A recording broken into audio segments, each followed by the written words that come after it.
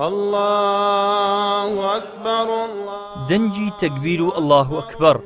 لە مناری مزگەوتەکان بەرز دەبێتەوە و هاوڵاتیانیش ڕوو لە مزگەوتەکان دەکەن.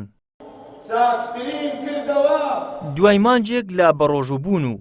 قورئان خوێندن و زیکر و دوعا و پارانەوە موسڵمانان بۆ بەرز ڕاگرتنی ڕێوڕەسمی جژنی پیرۆزی ڕەمەزان بەرەو مزگەوتەکان دەڕۆن و بە گەرم و گوڕیەوە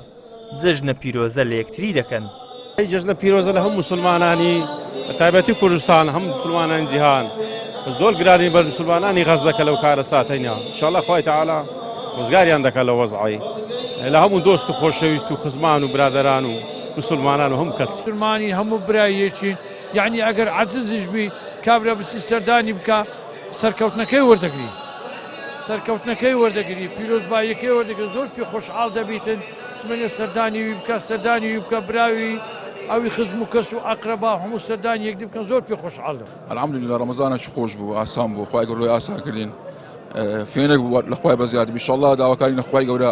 ئەو مانگەمان لە قبول کەلومان کاتە عیبادەتێک ڕۆژی قیامەت ئینشاءڵڵا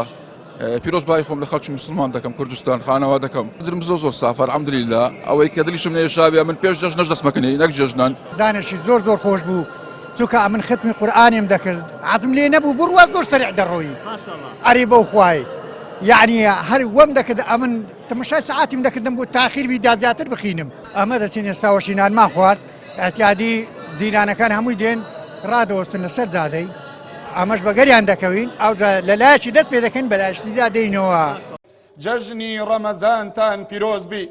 زانایەکی ئاینی دەڵێت بۆ ئەوەی خوددا لەگەڵمان لێبوردە بێت ئەوا دەبێت ئێمەش لێبوردە بین لەگەڵ یەکتری و سەردان و بەسەرکردنەوەی خزمان ئەنجام بدەین. جەژن نیعمەتێکی خواییە بەخششێکی خواییە ناکرێ ئەتوو لەو مناسبە خواییەی لەو ڕۆژە پیرۆز و مبارەکەی خودای گەورە خالق تووڕە بکرێ پەروەردیگار عادز بکرێ بە مەعسیەت و بە گوناح و تاوان و لەوە ئومێد دەکەم مسلمانان هەر هەمویان ڕێز لەو ڕۆژە بگرن حورمەتی ئەو ڕۆژە بگرن ئەوەی کە ئەو ڕۆژ زۆر گرینگە ئەمە وەکو شەریعەت وەکو دین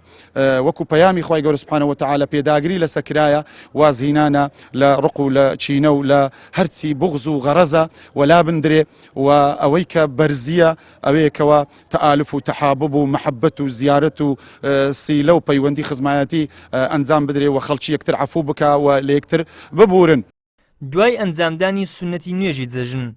لە مزگەوتەکانەوە موسڵمانان بە تەوقەکردن لەگەڵ یەکتری و پیرۆزباییکردنی جەژن و